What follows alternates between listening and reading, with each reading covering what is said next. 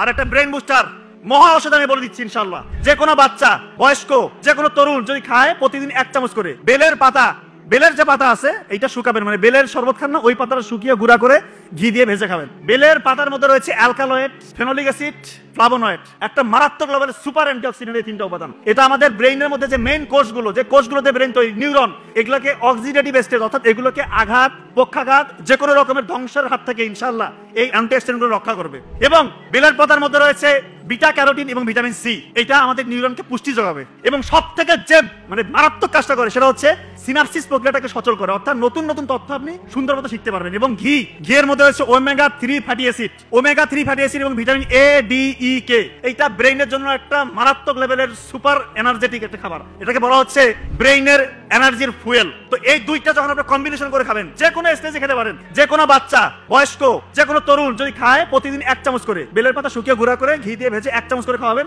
ওর ব্রেইনের অবস্থা যে অবস্থায় আছে না কেন ইনশাআল্লাহ তার থেকে ব্রেইনের কর্মক্ষমতা বহু গুণে বাড়বে ইনশাআল্লাহ।